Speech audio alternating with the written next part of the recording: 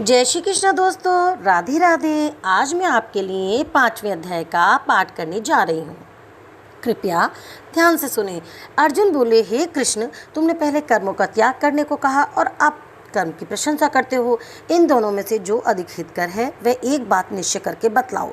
श्री कृष्ण बोले, कर्मों का त्याग और कर्मों का करना ये दोनों ही मोक्ष देने वाले हैं, परंतु इन दोनों में कर्म त्याग से कर्म योग हितकर है। जो किसी से द्वेष नहीं रखता, किसी पदार्थ की इच्छा नहीं करता, वे सन्यासी है। ऐसा पुरुष संसार के बंधनों से छूट जाता है। सांख्य और योग को मूर्ख लोग पृथक पृथक ही कहते हैं, पंडित नहीं कहते। जो इन दोनों में से एक में भी अच्छी तरह स्थित हो जाता है, उनको दोनों फल प्राप्त होते हैं। ज्ञानी योगियों को जो स्थान मिलता है वही कर्म योगियों को भी प्राप्त होते हैं। ज्ञान योग व कर्म योग एक ही है। कर्म योग के बिना संन्यास का प्राप्त होना दुष्कर है। कर्म करने वाले मुनिजन को ब्रह्म प्राप्त होने में विलंब नहीं लगता। कर्म योग युक्त शुद्ध अंतकरण वाला, मन तथा इंद्रियों को जीतने वाला, संपूर्ण प्राणियों में अपनी आत्मा को देखने वाला, कर्म करता हुआ भी कर्म फल में लिप्त नहीं होता। योग युक्त तत्ववेत्ता पुरुष देखते हैं, सुनते हैं, स्पर्श करते हैं, सूंघते हैं, खाते हैं, चलते हैं, श्वास लेते हैं, तो भी ये नहीं मानते कि मैं कुछ नहीं करता।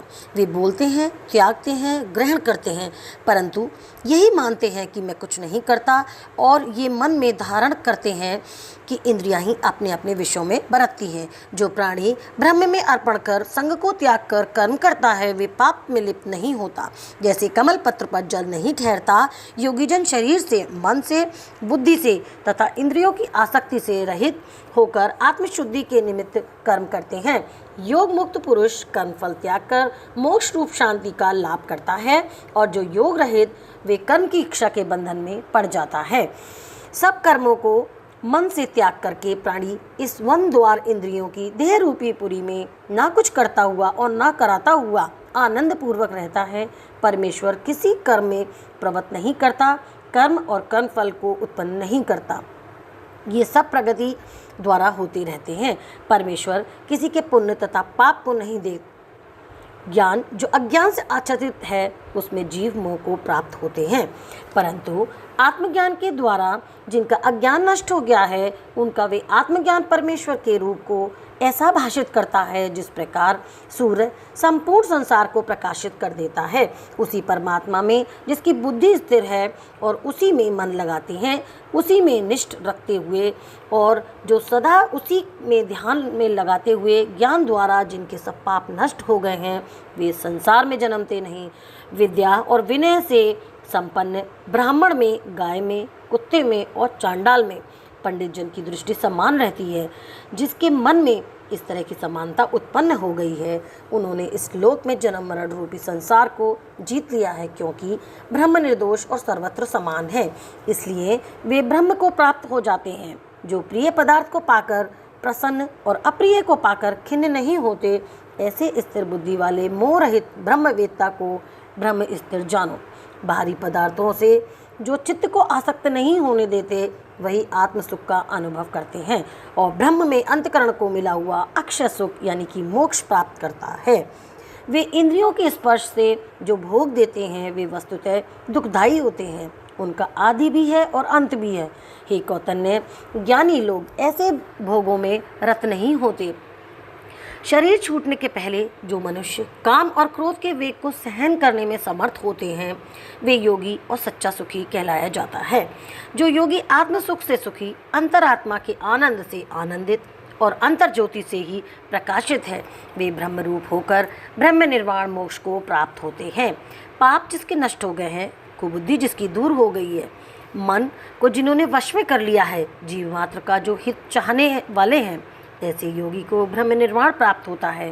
काम तथा क्रोध जिनमें नहीं है, मन के वेग को जिसने रोक लिया है, ऐसे आत्मज्ञानी योगियों को ब्रह्म निर्वाण सहज ही प्राप्त हो जाता है। बाहरी पदार्थों के संयोग से अलग रहकर दोनों भावों के बीच में दृष्टि लगाकर नासिका के भीतर चलने वाले प्राण अपान वायु को सम करके इंद्रियां, मन और बुद्धि को वश में करके इच्छा, भय तथा क्रोध को त्याग मोक्ष की इच्छा करने वाले योगी जीवन मुक्त है। जो मुझको सब यज्ञों और तपों का भोक्ता, संपूर्ण लोगों का स्वामी और सब प्राणियों का मित्र जानते हैं, उन्हीं को शांति प्राप्त होती है। इति श्रीमद्भागवत गीता सूपनिषद सुमृत विद्या योग शास्त्रे श्री कृष्ण अर्जुन संवादे संन्यास योगो नामक 5वां अध्याय संपन्न। बोल कृष्ण भगवान की जय। ओम नमो श्री भगवते वासुदेवाय नमः। अब मैं आपको 5वें अध्याय का महात्म सुनाने जा रही हूँ। श्री भगवान जी बोले, हे लक्ष्मी जी, 5वें अध्याय का महात्म सुनो। एक ब्राह्मण पिंगल नाम का अपने धर्म से भ्रष्ट हुआ।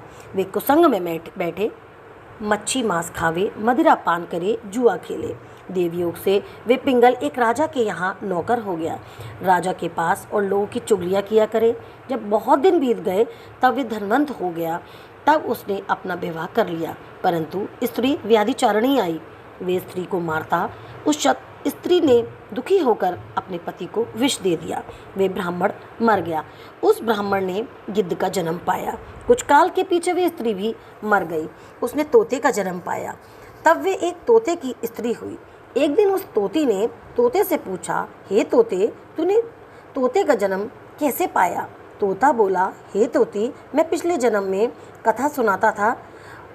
मैं पिछले जन्म में ब्राह्मण था, अपने गुरु की बात नहीं मानता था। मुझको गुरुजी ने श्राप दिया, कहा तू जाकर तोते का जन्म पावे। इस कारण तोते का जन्म पाया। अब तू कह किस कारण से तोती हुई? उसने कहा, मैं पिछले जन्म में ब्राह्मणी थी। एक दिन मैंने अपने पति को विष दे दिया और वह मर गया। तोते ने कहा, तू बहुत बुरी है जिसने अपने पति को विष दे दिया। एक दिन वे तोती वन में बैठी थी, वहाँ गिद्ध आया। तोती को उस गिद्ध ने पहचान लिया और वह गिद्ध तोती को मारने के लिए चल पड़ा। आगे आगे तोती तो पीछे पीछे गिद्ध। जाते जाते तोती एक शमशान भूमि में थक कर गिर पड़ी। वहाँ एक साधु का दाह हुआ था। साधु की खोपड़ी वर्षा के जल से भरी हुई पड़ी थी।